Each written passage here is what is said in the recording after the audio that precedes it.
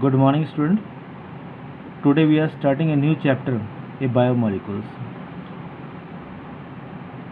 Biomolecules means the molecules do we obtain from the living component, just like a plant and animal. In our syllabus is that carbohydrate. What is carbohydrate? A polyhydroxy compound that has an aldehydic and ketonic functional group, either free as a hemiacetal और acetal form. ये हेमिएसिटल और acetal form का मतलब हुआ कि एक carbon binds with two similar group that we called as hemiacetal, if same type group that we called as acetal. अब मन में आता है कि how the carbohydrate is prepared. So we come to know generally through the photosynthesis we can prepare the carbohydrate, because in presence of carbon dioxide, water and plant bears a chlorophyll. In presence of sunlight they can prepare a carbohydrate C12H22O11, or you can say glucose, because after the hydrolysis of carbohydrate it gives glucose. In early morning we gives oxygen.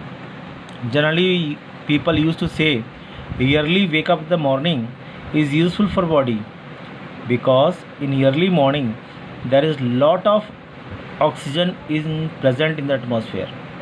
That's why we are feeling more comfort in the early morning rather than noon. Here it is note, a cane sugar we obtain from cane means गन्ना, that we called as sucrose. the मीठा पंचपानी होता है उसको बोलते हैं हम sucrose C12H22O11. if we drink in presence of dilute H+. अब आप सोच रहे हो कि H+ कहाँ से है, because our stomach used to secrete a dilute HCl, an acidic medium. the sugar molecules soon dissociate into a glucose and fructose.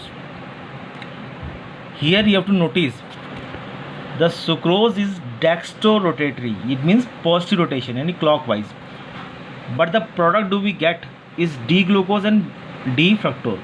it is positive and it is negative. अगर आपको पता लगे कि आप पॉजिटिव हो, यानी आप पढ़ने में बहुत अच्छे हो, और रिजल्ट नेगेटिव आ जाए, तो आप क्या बोलोगे, भाई सोचा था कुछ आया कुछ, यानी कि बिल्कुल उल्टा. These are the example of invert sugar. This is example of invert sugar. Next, what is the structure? Glucose. Glucose क्या होता है? Glucose generally we called as aldohexose, because glucose contains CHO group, यानी aldehyde as a functional group. Glucose is known as dextrose because it occur in nature as the optically active dextrorotatory isomer. It is also called as grape sugar, as it is found in most sweet fruits, especially grapes. अगर हम अंगूर खाते हैं तो अंगूर का जो पानी होता है उसके अंदर क्या होता है, ग्लूकोज. और glucose is a optically active dextrorotatory, also it known as dextrose. क्या बोलते हैं इसको, dextrose. Next we shift to a next topic.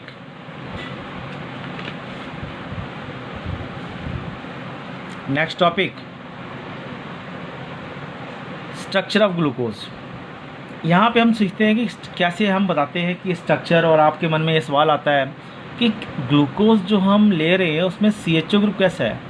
तो it is based on the following points. If you come to know the glucose containing free CHO group, then we have to carry out some reaction that it show the free CHO group is present. Free CHO group is present. Like अगर glucose की reaction HI के साथ करेंगे in the presence of red phosphorus, it gives hexane. It gives hexane. It means on treating glucose molecule with HI in presence of red phosphorus, it gives hexane. Second point, if the same molecule glucose react with acetic anhydride, it gives acetate derivatives. it means CHO group is free to react. Third, if glucose combined with hydroxyl amine, आपको यहाँ पे कुछ समस्या आ रही होगी, something like formula, hydroxyl amine का formula होता है NH2OH. You will easily found in a book if you want to go through the topic. अगर मैं इसको NH2OH से करूँगा, it gives oxime. It means CHO group का O ग्रुप H2 के साथ रिएक्शन के वाटर एलिमेंट कर देगा और NOH ज्वाइन कर लेगा, उसे कहते हैं oxime, NOH. Is that clear बेटा? ऐसे ही अगर आप HCN से करोगे, हाइड्रोजन साइनाइड से करोगे HCN से, तो बनेगा साइनोहाइड्रीन, यानी OH ग्रुप और CN ग्रुप जुड़ जाएगा. It gives the evidence that the CHO group and CO group is present in glucose molecule. ये मैंने स्ट्रक्चर बना रखा है ग्लूकोज का, आपको ध्यान से देखो बड़े प्यार से. ये है ओपन चेन. क्या है बेटा? Open chain. 1 2 3 4 5 6. Remember, in first carbon just put CHO. Just I have written CHO. In third carbon 1 2 3 put the OH on left hand side and H on right hand side, and at the last carbon just write CH2OH. और आप ये देखो कि third carbon अगर OH left में लिखा है तो बाकी सब में OH कहाँ आएंगे? Right side. राइट साइड आगे बेटा.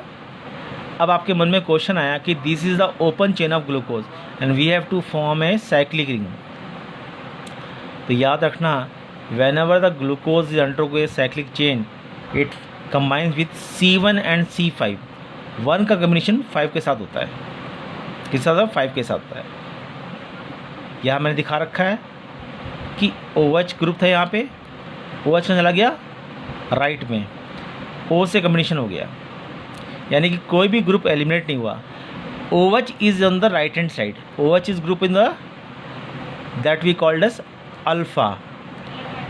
If during the cyclic formation if OH group comes on the left hand side, it will be called as beta. Instead of alpha, it called as beta. जो आपको left दिख रहे हैं वो ऊपर है और ये दिख रहे हैं नीचे. I have shown it in ring.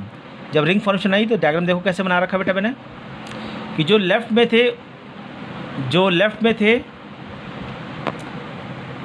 में थे वो ऊपर हैं और जो राइट में थे वो नीचे. डायग्राम देखो यहाँ पे, ध्यान दो. H ऊपर आ गया, OH नीचे, H ऊपर, OH नीचे, OH ऊपर, H नीचे, and same way we have formed the alpha D glucose structure. It is called as pyranose ring because pyranose ring contain is 6 membered, 1 2 3 4 6 sided होता है. और ऐसी एक रिंग होती है furanose, और furan contain है 5 membered. Here comes the limitation of open chain. If there is a limitation, sometimes open chain doesn't give the reaction that we require. For example, अगर ग्लूकोज को आप एसिटिक एनहाइड्रेट सेक्शन कर दोगे तो बन जाएगा glucose पेंटाएस्टेट, यानी कि उसमें CHO group as it is है.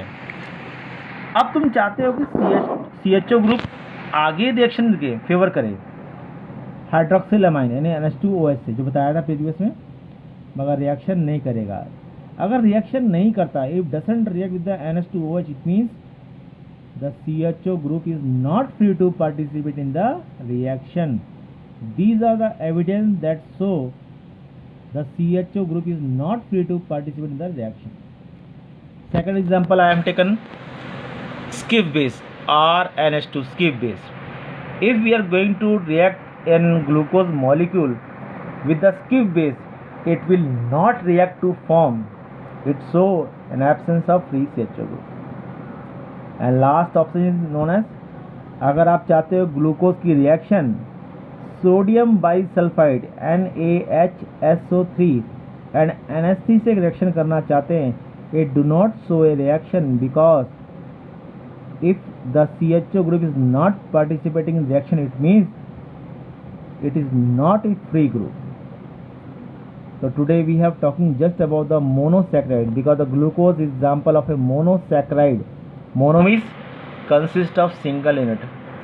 So this is your topic for the today lecture, and you have to go through it, and I am sending an homework along with.